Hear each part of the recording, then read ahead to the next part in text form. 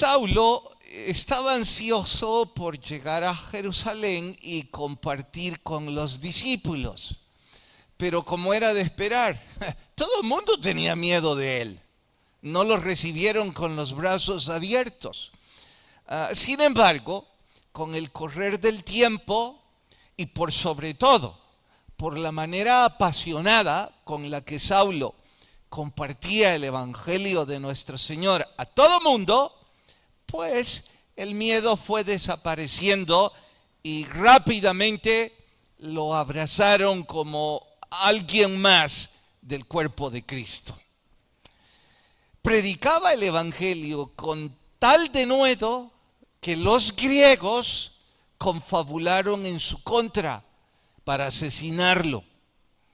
Cuando los apóstoles escucharon esto, enviaron a Saulo a Tarso, a su ciudad natal, para protegerlo.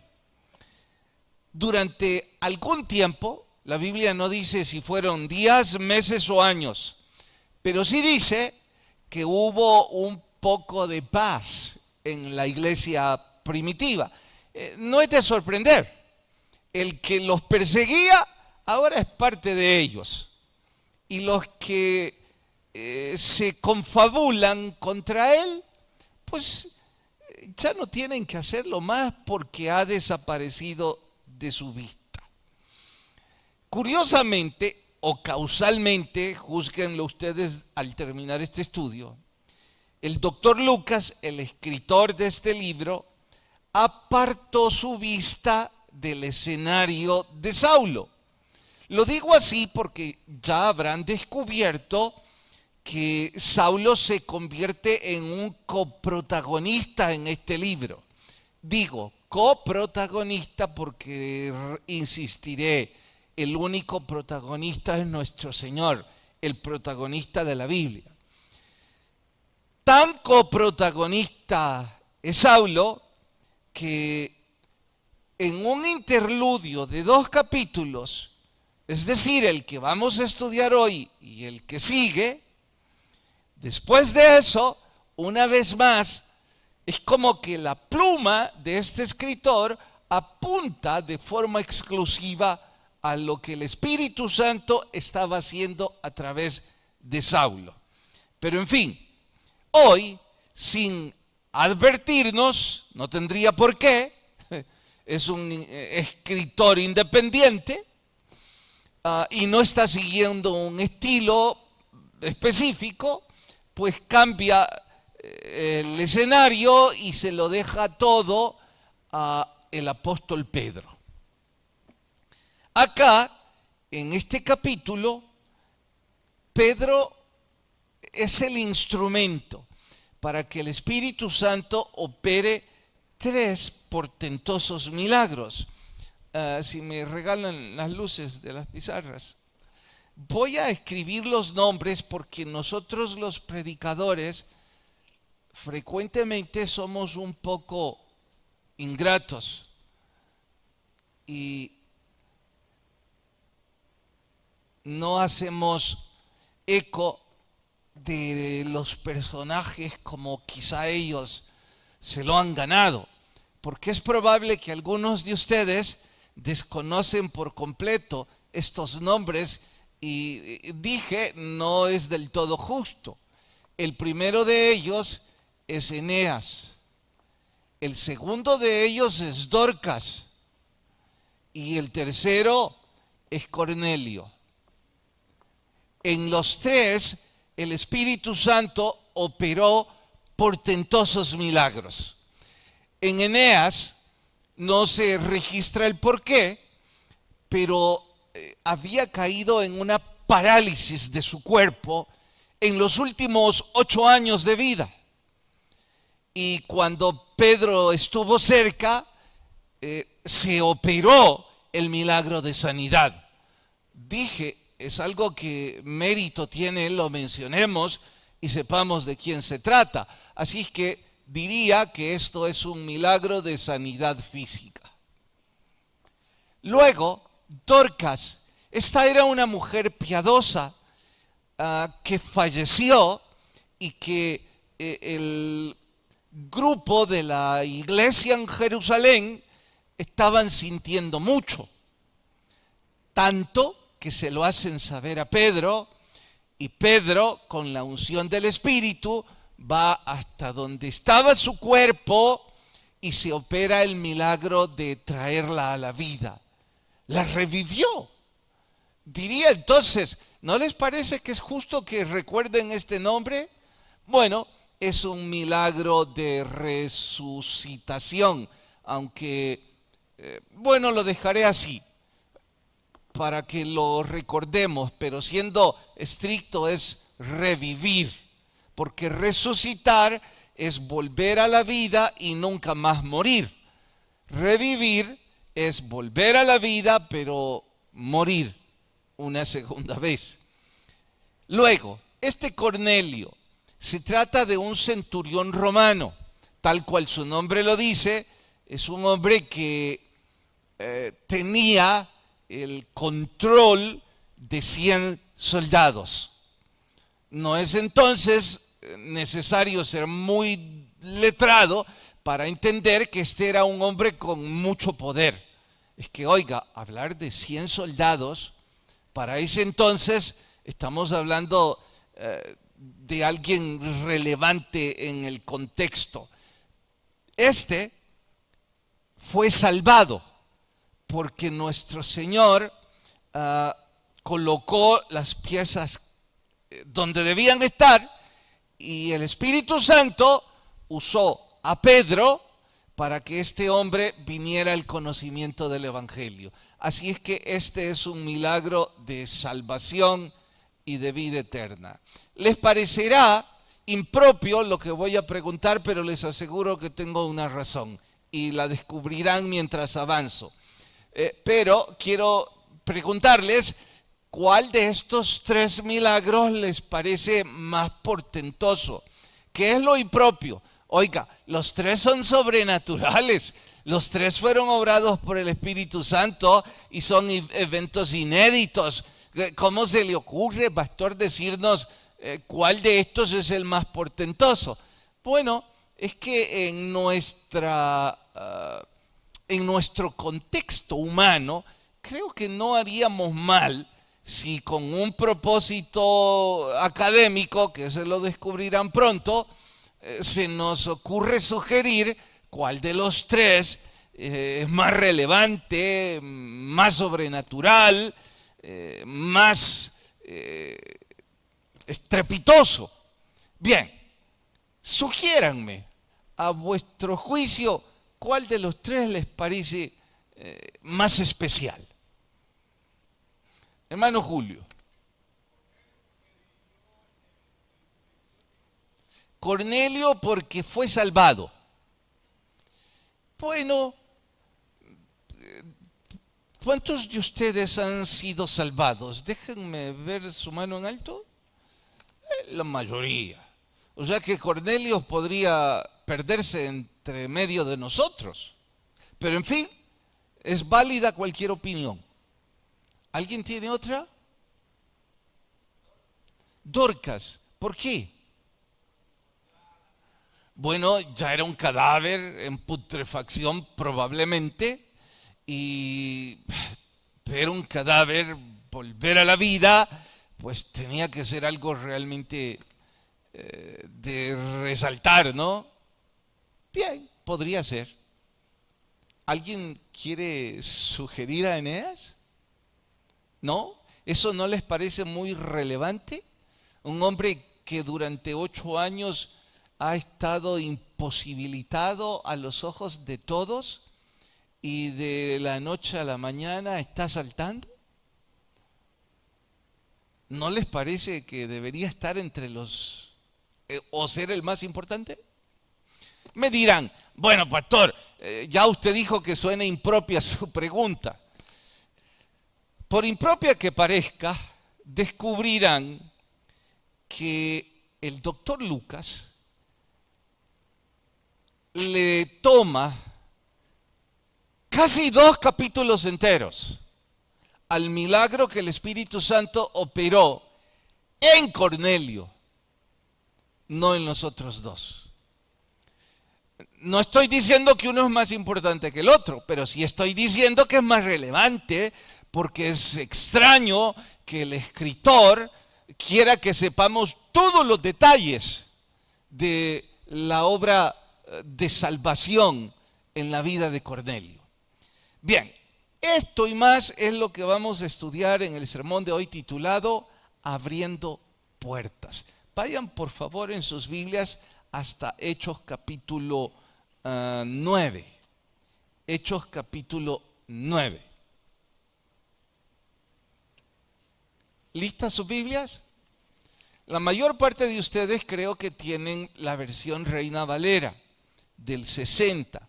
Así que también imagino que en negrillas están algunos subtítulos. Voy con ustedes a leer algunos subtítulos porque no voy a detenerme en todos esos versos, pero es tarea que en sus casas lean todo esto. Ahora, advierto, yo ya resumí en estos 5 o 7 minutos todo el capítulo 9. Pero no está bien que me crean. Vayan como los de Berea y corroboren, cotejen, que lo que dije en efecto está ahí. En cuanto a los subtítulos, vean el versículo 26, 9:26. Allí dice, Saulo en Jerusalén. O sea, la historia venía como una hilatura hablando de la conversión de Saulo. Pero ya en el verso 32, ¡boom!, Saulo desaparece. Y aparece Pedro. Mire el 32 cómo inicia. Aconteció que Pedro. Ese párrafo, ¿de qué habla? De la curación de Eneas. En negrilla lo advierte. Apenas 4 versos. Luego, al verso 36 dice, Dorcas es resucitada. Unos 8 versos tal vez. Y luego en el capítulo 10, desde el verso 1 y sigue hasta el verso casi 48, habla solo y solo de la conversión de Cornelio. Así que obviamente aquí hay algo que debemos descubrir. Bien.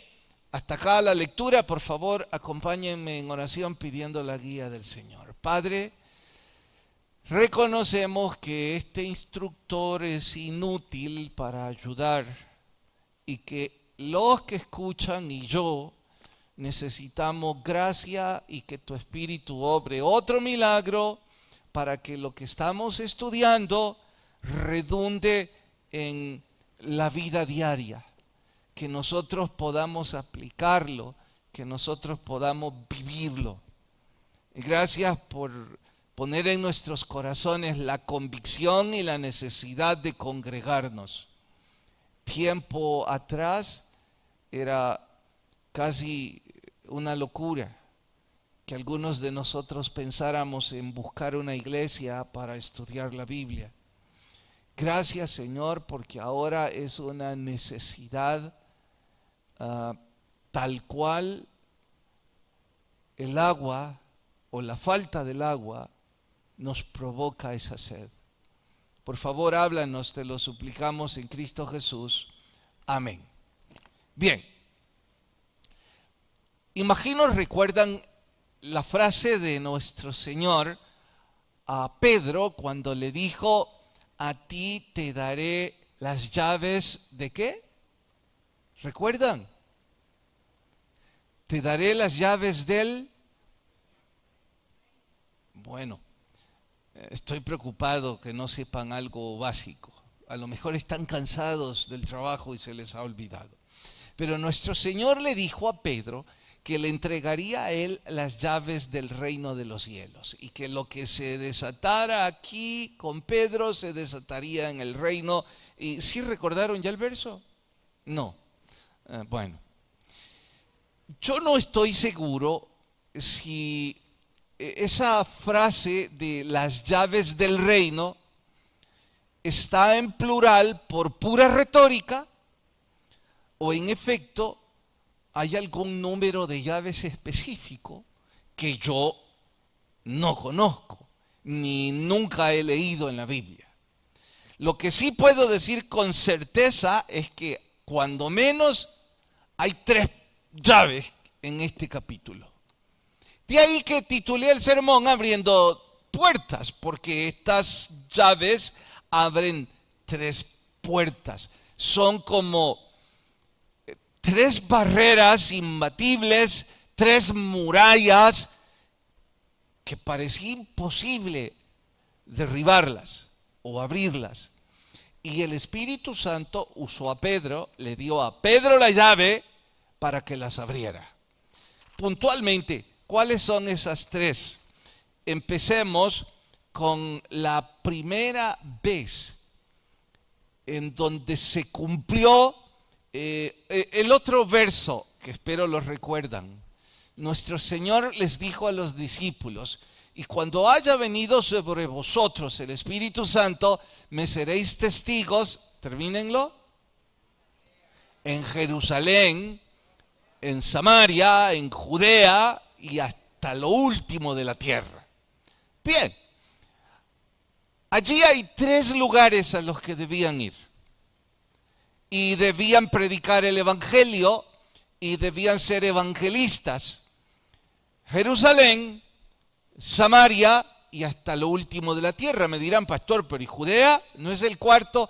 Judea es la región en donde se ubicaba Jerusalén y Samaria. Entonces, estos 3 sitios parecían imposibles, o eran imposibles. ¿Por qué? Bueno, eran judíos. Y ahora hablarles de que el Mesías ha venido parecía una puerta imposible de abrir. ¿Cuándo se abrió esa puerta para el pueblo judío en Jerusalén? ¿En qué evento? En la venida del Espíritu Santo, en Pentecostés. ¿Quién fue el que abrió esa puerta? Sí, ya sé que el Espíritu, pero ¿a través de quién? ¿A quién usó? Demuéstrenmelo. Es Pedro el que toma la batuta cuando sale del aposento alto y empieza a predicar. Entonces, de ser un pescador cobarde que recién había corrido en lugar de testificar al Señor, del Señor, 50 días después, ahora es un portentoso y valiente predicador en cuyo primer mensaje miles se convierten. Bueno, la primera puerta fue la puerta de Jerusalén a los judíos directamente.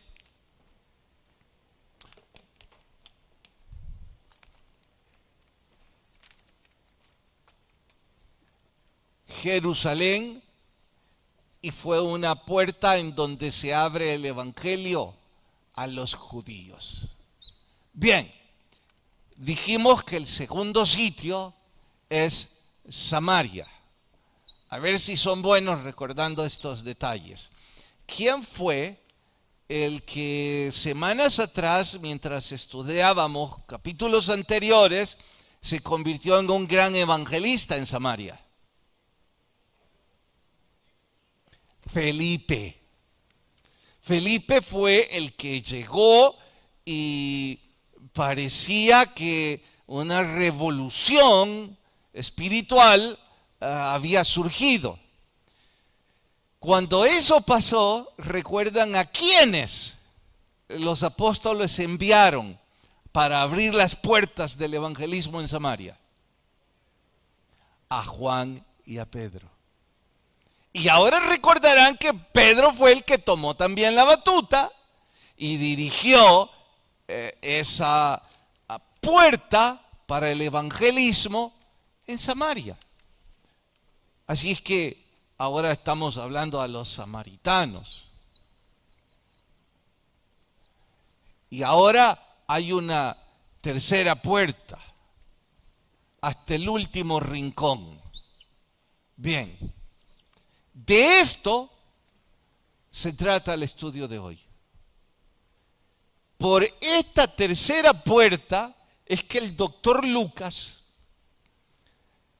apunta su pluma con exclusividad a lo que el Espíritu Santo iba a hacer con Pedro y con Cornelio. ¿Por qué? Ahora empezarán a entender la importancia, no sin antes decirles, el rincón hasta lo último de la tierra son los gentiles, lo incluye a usted y a mí. Y si me dice, pero vamos, pastor, siendo estrictos, también los samaritanos son gentiles.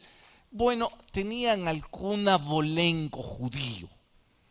Además de haber nacido en esa tierra, había una mezcla en la historia y algún linaje, y nuestro Señor decidió pues que se hacía la diferencia, en donde se dice judíos, samaritanos y hasta lo último de la tierra. Ahora entendamos de qué se trata. Nuestro Señor estaba preparando a Pedro para abrir una puerta que él no quería abrir. Atentos a esto. Nuestro Señor está preparando a Pedro para abrir una puerta que a Pedro le interesa poco o nada abrir. ¿De dónde saca, pastor, que a Pedro no le interesaba abrir esta puerta? Escuchen este dato. ¿Cuántos días después se abrió la puerta del evangelismo para los judíos? 50 días después que nuestro Señor les dio la misión en la ascensión. ¿Están conmigo en la misma página? Bien, ¿cuánto tiempo después se abrió la puerta para los samaritanos? Muy poco tiempo después. ¿Cuánto tiempo después sucedió esta historia? Sorpréndanse, casi 8 años. Así es que vengo ahora yo como un historiador novato, inexperto, y con cierto alivio y cierto morbo, le pregunto a los apóstoles, bueno, ¿y ustedes por qué se tardaron tanto, pues? ¿Cómo puede ser que 8 años? Les voy a decir por qué digo con un poco alivio y morbo. Es que cuando yo veo la historia de la iglesia primitiva, la unción del Espíritu, el crecimiento multitudinario, la operación de milagros, los predicadores elocuentes, poderosos en palabra, como Saulo, como Apolos, y qué sé yo, cuantos más. Pedro, miles se convertían, y lo comparamos con la iglesia de Cristo hoy día. Ay, nos vemos muy mal. Y pienso cuando leo esto, bueno, estos no estaban del todo haciendo lo que se les encomendó hacer. Ahí como que nos parecemos un poco.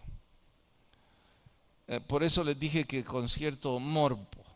No estoy diciendo que debemos emular el error, solo digo, parece que estos no todos lo estaban haciendo bien. Y pastor, ¿por qué no habían ido al último rincón de la tierra? Creo que no estaban interesados. Creo que pensaban que cuando nuestro Señor les dijo que debían llevar el evangelio por todos lados, era un poco de retórica. O que no era para ellos. Prueba de lo que estoy diciendo es que se tardaron 8 años.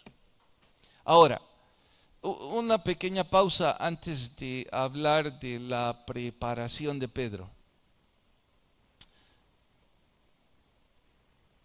Algunos de nosotros sí nos identificamos fácilmente con esta desatención,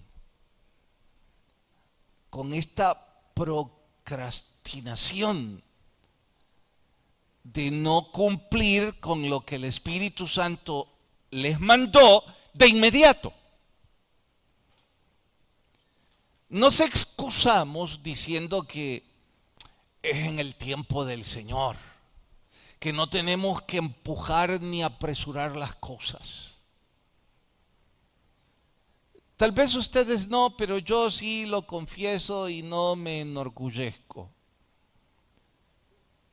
Han habido algunas veces en mi vida que yo he dilatado lo que el Espíritu de Dios puso en mi corazón debía hacer. Que tuve 2 o 3 excusas. Ahora que el tiempo ha pasado, no dejo de lamentarlo y preguntarme cuánto daño me hice, o peor aún, le hice a otros por no ser proactivo, por no obedecer de inmediato lo que el Espíritu de Dios me dijo que debía hacer. Ahora extiendo esta confesión para animarles a que ustedes lo apliquen a su propia vida. Yo creo que a estas alturas la mayor parte de ustedes ya pueden percibir cuando es el Espíritu de Dios el que está poniendo en sus corazones, en sus mentes, hacer algo. Pero algunos de ustedes lo han estado dilatando, lo han estado dejando para después. Algunos dicen, bueno, cuando hayan pasado algunos años, cuando mi bebé haya crecido. Otros dicen cuando ya me haya retirado. Otros cuando ya haya estabilizado mis finanzas. Yo no sé lo que el Señor les está poniendo en su corazón. Solo ustedes pueden saberlo, pero sí puedo animarles a que no dilaten lo que Dios ya puso en sus corazones. Si el Señor ya les llamó a estudiar en el seminario, a ir a Patmos, si el Espíritu Santo ya les puso a involucrarse en algo, ¿qué están esperando? Si el Señor les está gritando en los últimos bautizos que ustedes debieron hacerlo, ¿qué esperan? Pero bien, dije que eso era un paréntesis. Regreso a Pedro. Necesitaba un poco de preparación por su testarudez. Escuchen lo que estaba pasando con Pedro. Voy a contarles una pequeña historia para ilustrar, para que todos entendamos mejor la negación de Pedro.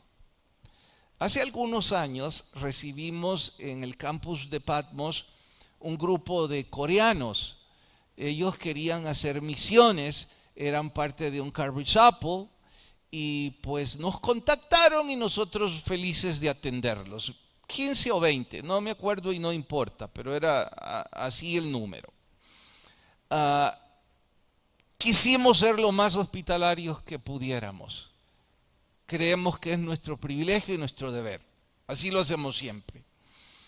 Eso significaba la comida, el hospedaje, el transporte y el cuidar de ellos. En todo ellos se sintieron muy complacidos, pero con la comida fueron un tanto esquivos, casi diría yo, demandantes.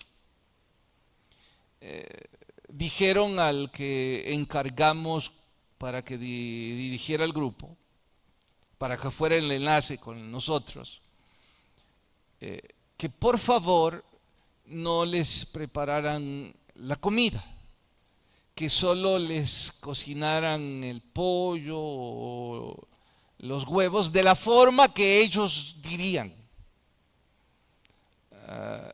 Yo supuse, bueno, deben ser personas muy saludables y debido a la cultura, pues ellos prefieren cuidarse. Además que venían varias personas mayores.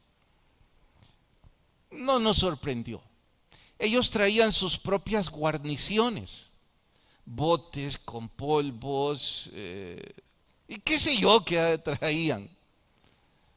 Y no comían en el comedor, sino que comían en el salón de clases en un ambiente un poco más reservado y privado. Y yo dije, si están cómodos, bien por ellos. Una de esas noches, yo llegué temprano y estaba hermana Arely haciendo unas tortillas en el comal. Yo no como tortillas, pero cuando están hechas en el comal y recién salidas del comal, ¡ajá! Eso es un manjar, eso es otra cosa. Así que cuando yo la vi, yo sonreí, eso es para mí, Arely, le dije. Ella dijo, sí, tome, pastor. Y tenía ella sabe que a mí me encanta el requesón en la tortilla, le eché sal y luego un poco de crema. Perdón que algunos están comiendo ansias porque no han cenado.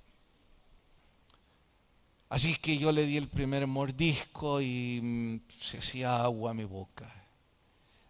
En mi espalda estaba uno de los directores del grupo de coreanos, un hombre grueso, alto y sobrepasado en libras. Seguramente un gran comensal en honor a su estatura. Me dijo, ¿qué estás comiendo? ¿Qué es eso? Yo le dije, maná, pan caído del cielo. Él se rió a carcajadas. No, ¿qué es eso? Probá, le dije. Sí, quiero probar, me dijo. Le dio un mordisco a una tortilla que Arely le preparó. Oigan, se comió 5 en un ratito. Yo estaba riéndome y dije, qué bueno que no comen aquí porque no podríamos.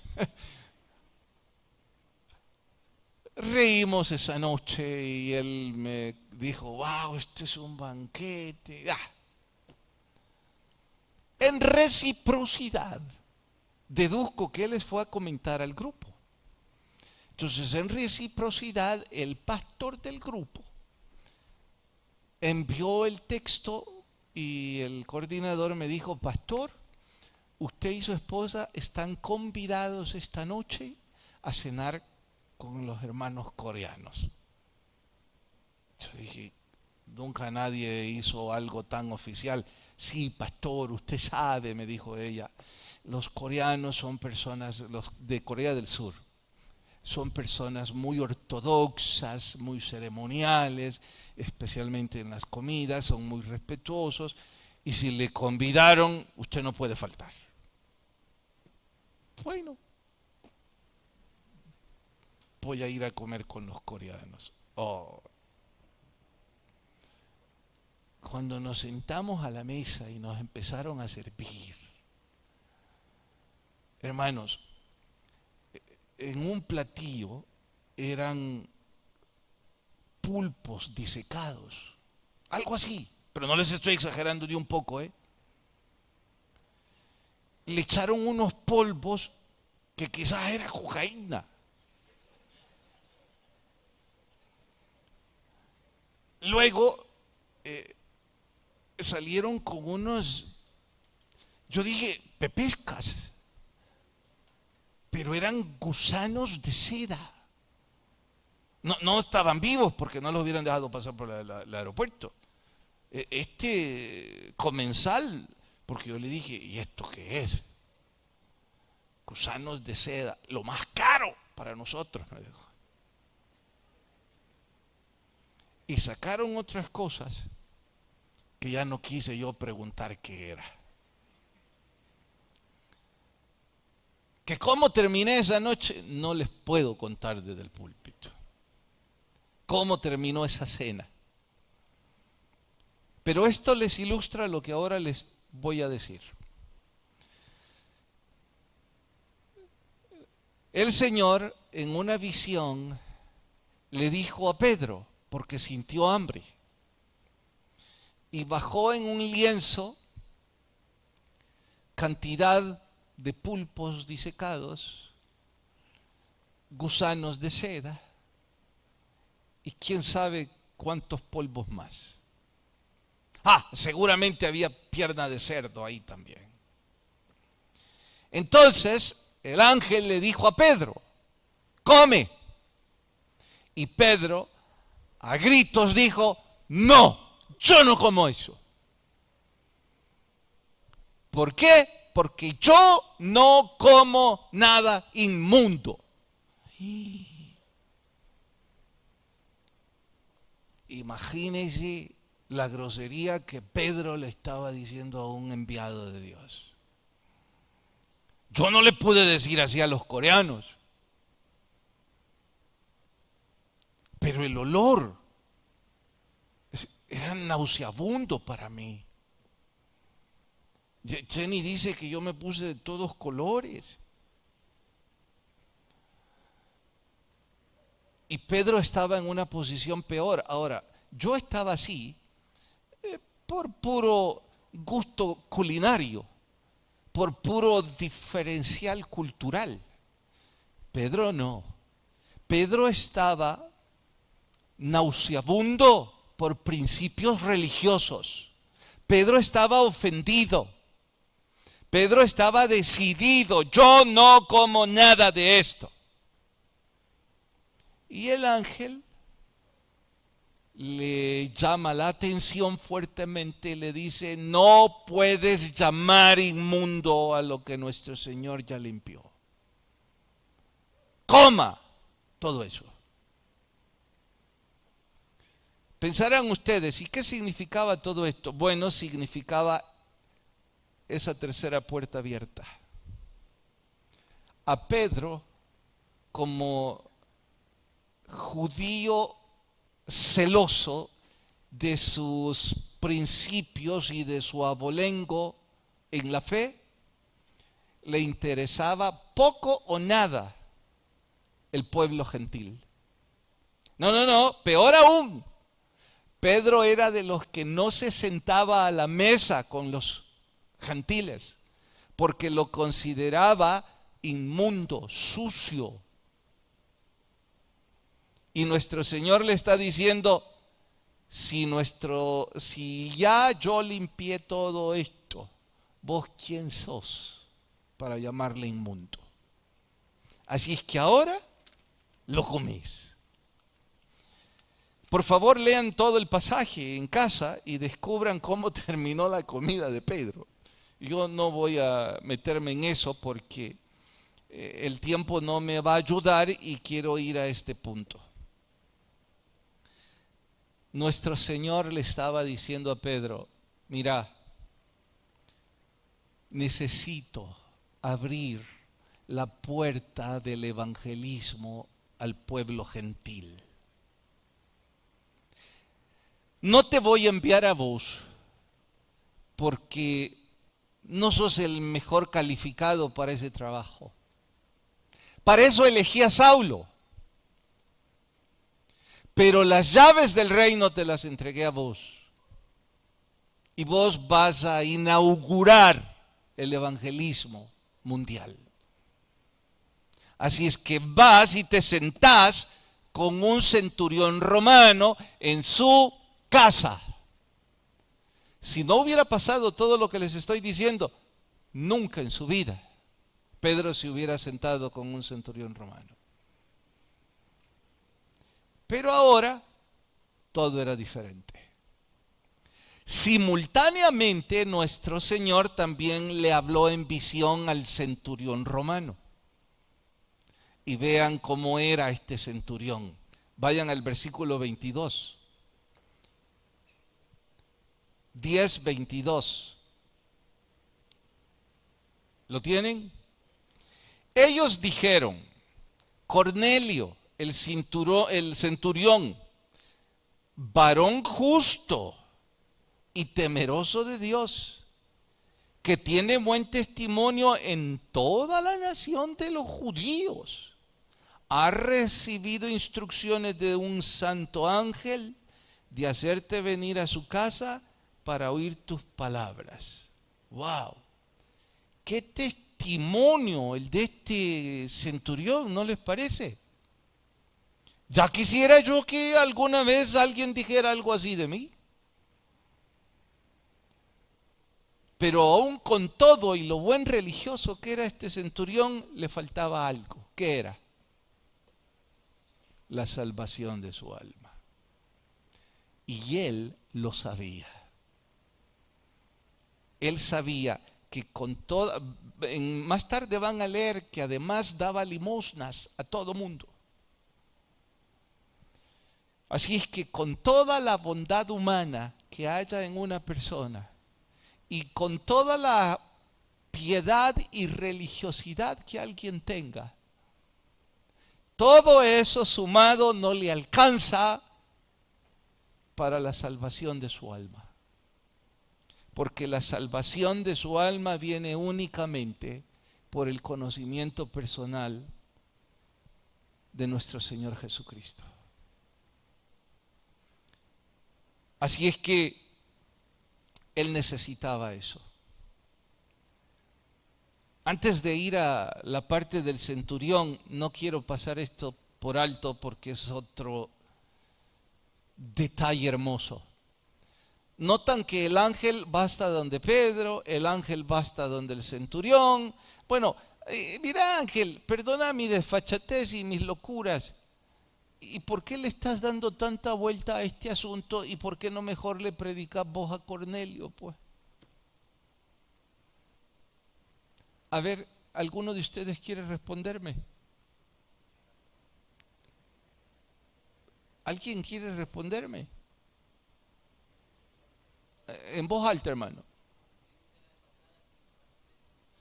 Porque los ángeles no les ha sido dado el honor de predicarle el evangelio a los mortales. Ese es un honor y un privilegio único de nosotros los mortales. Qué trágico es que usted y yo, teniendo tan grande privilegio, no lo aprovechemos y no compartamos el evangelio de Cristo. ¿Que por qué? Ahora voy a Pedro. Por prejuicioso. ¿De qué hablo? Pedro tenía prejuicio racial. Aún con todos los milagros, aún con 3 años y medio con nuestro Señor, no se le había quitado ese racismo. Y algunos de nosotros, con toda la gracia que hemos visto del Espíritu Santo en nuestras vidas, no se nos ha quitado que, por ejemplo, usted no le habla de Jesucristo a su jefe porque piensa, no, es una persona muy adinerada, no quiere saber nada del Evangelio, ¿qué me va a estar haciendo caso? O al revés, no le habla de Cristo a sus empleados porque dice, es que aquí se viene a trabajar, no a hacer iglesia. Y ellos pues van a quererse aprovechar. Entonces, como aquí yo soy el jefe y ellos los empleados, que se vayan al infierno. Prejuicios. Sumémosle otros. Y yo no estoy calificado. Yo no sé qué decir. Oigan, de todas las cosas que Dios nos haya favorecido en este mundo, usted está agradecido por sus negocios, por su empleo, por su casa, por su salud, por lo que usted quiera. Bien. Pero de todos esos favores, honores, el más grande que hemos recibido es el privilegio de compartir el Evangelio de nuestro Señor. Pero algunos de ustedes, y quizá yo, no estamos llevando el Evangelio a otras personas. Trágico, ¿no? Pero en fin, vea lo diferente de este centurión romano. ¿Sabe? En la Biblia, si mal no recuerdo, hay como 5 centuriones que están muy bien favorecidos en cuanto a su forma piadosa de vida. No sé por qué los centuriones, sí, bueno, 5 al menos, eran temerosos de Dios y hacían cosas como este. ¿Cuál, pastor? Vean el verso 24. 10:24. Al otro día entraron en Cesarea y Cornelio los estaba esperando. Digan en voz alta lo que sigue. Wow. Ya tenía toda una fiesta evangelística. En cuanto supo que Pedro iba a llegar y les iba a explicar el plan de la salvación, dijo: oh, esto los míos lo tienen que escuchar. Esto tiene que ser un culto de evangelismo. Y no vaya a creer usted que Pedro llegó con un sermón homilético amorosamente preparado. Llegó grosero. Léanlo más tarde. Escucha el saludo. Bien sabido es para todos que nosotros los judíos consideramos inmundo sentarnos con ustedes. Pero dado que me tuve que comer el pulpo, el gusano de seda y todo esto, pues aquí estoy. Algo así fue el sermón. Está exagerando, pastor. No, léanlo, verán que no estoy exagerando nada. Pero en cuanto eso sucedió, ellos abrieron su corazón y el Espíritu Santo les bautizó y se bautizaron por agua, todos. Y ahí Pedro dijo: o sea que también es para estos la salvación. Y se abrió la tercera puerta. Haciendo eco de esto de que el centurión invitó a toda su familia bueno, dice que 24 dice parientes y amigos más íntimos. Sí, todos sus allegados estaban ahí. Acaban de pasar las vacaciones y algunos de ustedes departieron con sus amigos, con sus familiares, comidas, paseos, qué sé yo. Bien por ustedes. Compartieron el Evangelio de Jesucristo con ellos. No, pero para hablar de sus negocios, para eso sí tienen orgullo. Para hablar de su empleo, de sus planes futuros, para volvernos el alma de la fiesta y ser muy simpáticos, para eso sí. Pero para hablar de nuestro Señor, no. Habría que ir a la escuela militar y estudiar para centurión romano.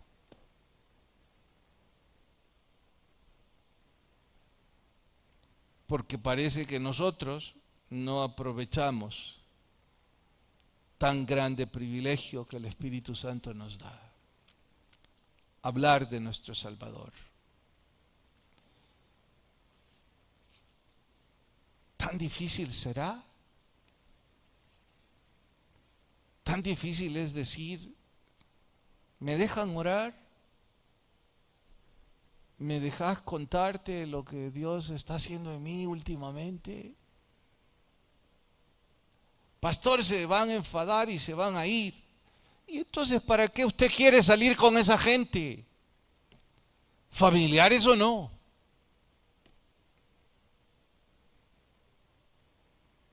Bueno, eso hace una enorme diferencia cuando el Espíritu Santo está guiando nuestras vidas y nosotros vivimos según el Espíritu y no según la carne. Quiera Dios que lo que sea que su Espíritu les haya dicho en este estudio haya llegado no solo a nuestro conocimiento, sino también a nuestro corazón. Oramos.